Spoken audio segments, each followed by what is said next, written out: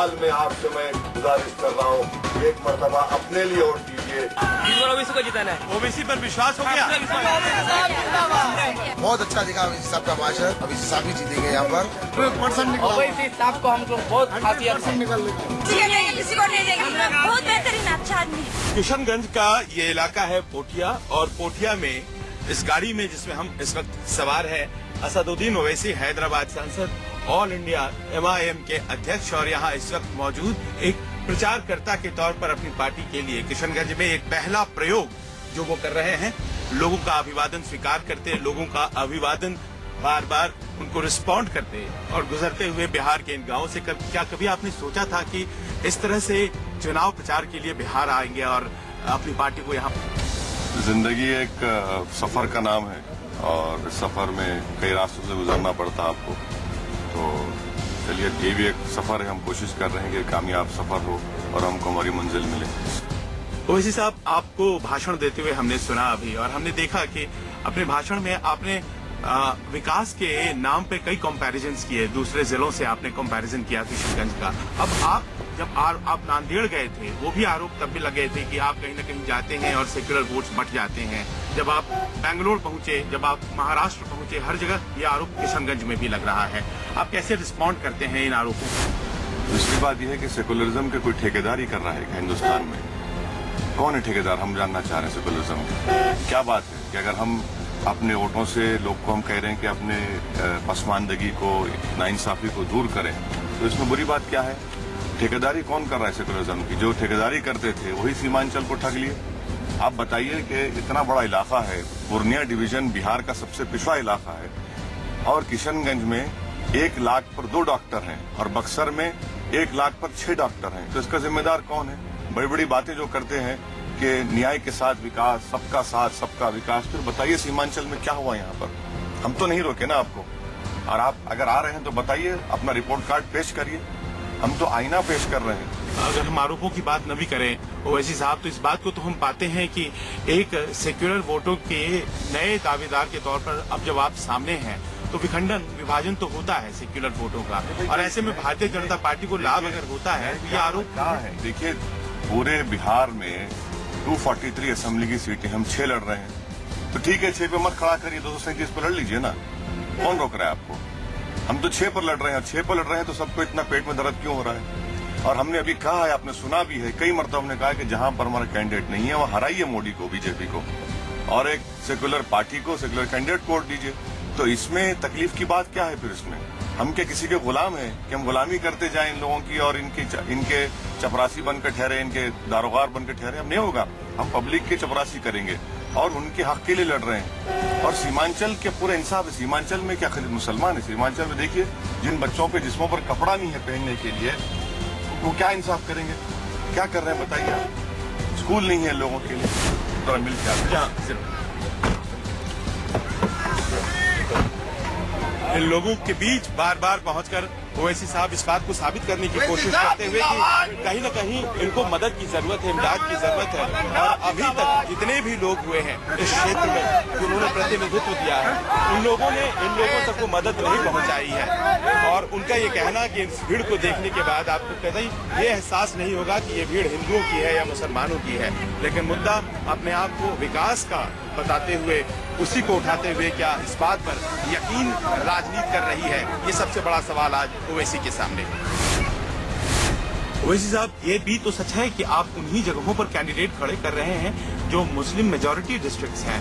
आप अगर एक पार्टी के तौर पर अपने आप को सामने, आप रानीगंज से हमारा एक पासवान दलित कैंडिडेट खड़ा है, बताइए वहां पर कितने मुसलमान हैं? और हम ये आपसे कह रहे हैं, अगर आप बात कर रहे हैं कि मुसलमान की, तो फिर ये बताइए गठबंधन में कितना यादव का टिकट दिया गया है? कितना मुसलमान का टिकट है उसमें?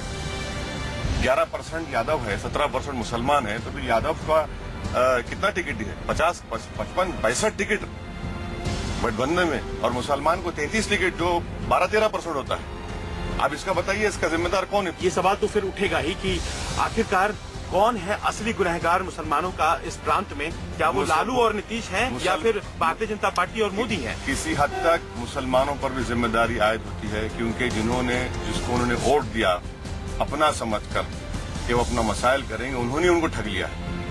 उन्होंने उनको ठग लिया। और जब कभी इलेक्शन आता तो ला के सामने खड़ा कर दिया था इस मुद्दे को कि सेकुलर है, सेकुलरिज्म सपोर्ट करो। अरे आजादी से लेके आज तक जितना पार्लियामेंट का इलेक्शन हुआ, अगर कोई रिलीजियस कम्युनिटी या कोई ओबीसी दलित को आप देख लेंगे, सबसे ज्यादा वोट अगर किसी ने सेकुलरिज्म नाम पर तो मुसलमान ने दिया, दूसरा वोट तो क्या ना इधर उधर। इसी वजह से मोदी को 280 आए। मोदी पर हमला है, लेकिन नीतीश और लालू को आप उस तरह से हमला करते हुए नहीं दिखते हैं, क्योंकि अगर दोष मुसलमानों के वोटों को खरीद लेने का है तो वो तो लालू और नीतीश पे बन रहा है। हम तो इसीलिए कह रहे हैं ना कि सीमांचल की पसमानदगी के लिए, सीमांचल का पिछड़ापन के लिए तो सब पार्टी जिम्मेदार है। कांग्रेस जिम्मेदार है, लालू जिम्मेदार है, कांग्रेस जिम्मेदार है और बीजेपी भी जिम्मेदार है, क्योंकि उन्होंने नीतीश के साथ हुकूमत की। इसीलिए तो इस इलाके को छोड़ दिया गया ना। देखिए नालंदा बिहार में या बिहार में नालंदा, हमको बता दीजिए। तो नालंदा में इतना सब चीजें वहां पर मिल सकती हैं, तो यहाँ क्यों नहीं मिल सकती? क्यों नहीं जा सकता? क्यों इस सरजमीन से इतनी नफरत क्यों है? फिर क्यों इतना तकलीफ है यहाँ पर? देखिए इन फकर जिंदगी का नाम जद्दोजहद है, जिंदगी का नाम लड़ना है, मुकाबला करना है। जिंदगी का नाम नहीं है कि आराम से बैठे रहे और तबसरा करते रहे, तो आर्टिकल लिख दें। ये जिंदगी का नाम नहीं है। जिंदगी का नाम है जमीन पर जाएं और मेहनत करें, खाक और धूल को अपने मुंह पे उड़ाएं। यही जिंदगी का नाम है। तभी तो आप हजारों किलोमीटर दूर हैदराबाद से हिंदुस्तान का हिस्सा है किशनगंज। यहाँ की आवाम भी गयूर आवाम है, यहाँ की आवाम को भी उनका हक मिलना चाहिए। और जब मुझे हिंदुस्तान के आवाम ने सांसद बना है तो मेरा काम है कि मैं जाऊं हिंदुस्तान के हर हिस्से में जाकर अपनी जमहूरियत का जिक्र करूं और बताऊं कि ये हमारी जमहूरियत में हमको हमारा हक मिल सकता है और मिलना भी चाहिए। ये सीमांचल का इलाका मैं आपको बता रहा हूं कि पूरे हिंदुस्तान से 15 साल पीछे है। सेलफोन आपका काम कर रहा है कि देखिए यहाँ पर देख लीजिए, बहुत मुश्किल से काम करता है। क्यों नहीं काम करता सेलफोन से? डिजिटल इंडिया की बात करते हैं हम लोग, कनेक्टिविटी की बात करते हैं, क्यों नहीं लाखों में सेलफोन काम करता है? देख लीजिए आप कितनी गुर्बत है यहाँ पर। और ये भी अपने आप में बहुत आश्चर्य की बात है कि संसद में जिस ओवैसी साहब को लोगों ने भारतीय जनता पार्टी के खिलाफ सबसे ज्यादा बोलते हुए सुना है, अगर वो सफल होते हैं तो हर बार भारतीय जनता पार्टी ही सफल हो जाती है। एक आयरनी है जिसको आप कंटेंट करते हैं। आप गलत कह रहे हैं। ये बताइए कि जहां जहां कांग्रेस मोदी का मुकाबला, मोदी वहां पर जीत गया। जहां पर कांग्रेस नहीं थी वहां मोदी हारे। ये भी तो हकीकत है। जहां कांग्रेस नहीं थी वहां मोदी हारे। उड़ीसा में हारे, तमिलनाडु में हारे, तेलंगाना में हारे, कर्नाटक में कांग्रेस पिट गई, मोदी जीत गया वहां पर। केरला में कम्युनिस्ट और फ्रंट था, वहां पर मोदी हारे। बंगाल में नॉन कांग्रेस थी, मोदी हारे। तो हर जगह जहां पर कांग्रेस रहेगी और मोदी जीतता जाएगा। मोदी की ताकत कांग्रेस है, हम नहीं है। हम तो ये बता रहे हैं कि आप इसको अगर हराना है तो ऐसा नहीं हरा सकते आप इनको। अभी ये बिहार तो कुछ नहीं, असल 2019 में होगा, जभी जाकर हम बीजेपी को हरा सकेंगे। यानी कि ये जो है ये एक स्टेपिंग स्टोन है, एक तैयारी है, ये एंटी मोदी फ्रंट बन रहा है। देखिए अब वो क्या बनेगा नहीं बनेगा हमको मालूम, मगर कैसे है भाई, दुआ में याद रखिए 5 तारीख को बताइए। ये बताएं हमें, सरकार बनाना चाहते हैं जिनका अभी विरोध आप कर रहे हैं। नहीं, हम सरकार कहाँ बनाना चाह रहे हैं? आपने मुझसे सवाल किया कि इलेक्शन के बाद क्या आपका रोल होगा। हम आपसे कह रहे हैं कि इलेक्शन के बाद हम बीजेपी के साथ जा ही नहीं सकते। जब हम पार्लियामेंट में उनकी मुखालिफत कर रहे हैं तो हिंदुस्तान में हर जगह करते आए। नीतीश के साथ जा सकते हैं। देखिए हम आपसे कह रहे हैं कि अभी हमने ऐलान किया है, बिहार के अवाम से रिक्वेस्ट की है कि जहाँ हमारे कैंडिडेट नहीं है वहाँ पर आप हराइए मोदी को, किसी सेकुलर पार्टी को कैंडिडेट को कामयाब करिए। यह खुद एक मैसेज है उनके लिए। और जाहिर तौर पर अगर आपका ये मैसेज आकार लेता है तो फिर नीतीश बाबू को मजबूती मिलती है। और इसी संदर्भ में एक सवाल है कि जहां आज जेडीयू का विरोध हो रहा है किशनगंज में, जहां कोचा दमन में विरोध हो रहा है, वहीं पर कल को उनके साथ होने की संभावना भी है। देखिए अब बिहार की आवाम क्या वर्डिक्ट देती है मुझे तो नहीं मालूम। मैं तो वेट कर रहा हूँ कि ये आपका चैनल 24 चाणक्य का सर्वे डाले या पहले मुझे खामोशी से बता दीजिए तो शायद हम अपनी पॉलिसी को कुछ बदल ले, कुछ कर ले। क्योंकि आपका जो चाणक्य है उसका तो अब तक परफेक्ट रिजल्ट आया 2014 में, तो मुझे नहीं मालूम, गैब का इल्म तो मुझे नहीं है। मगर क्या होगा तो जितना हमसे हो सकता है हम लोग जा रहे हैं, हर जगह पहुंच रहे हैं, लोगों को समझा रहे हैं, लोगों को दिल जीत रहे हैं, लोग कन्विंस भी हो रहे हैं। ये कोशिश है और ये कोशिश रुकने वाली। देखिए सीमांचल की जो लड़ाई है ये पॉलिटिकल लड़ाई भी है और एक अवामी स्ट्रगल भी होनी चाहिए इसके ऊपर। ये इलेक्शन के बाद भी जारी रहेगी।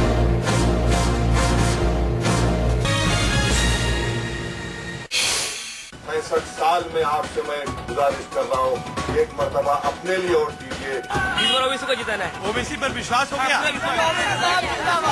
बहुत अच्छा दिखा अभिषेक साहब का भाषण। अभिषेक साहब ही जीतेंगे यहाँ पर। ओबीसी साहब को हम लोग बहुत खासियत है। किसी को नहीं देंगे, बहुत बेहतरीन अच्छा आदमी। Awami struggle all India level का है और अगला पड़ाव यूपी है, आखिर में कह सकते हैं।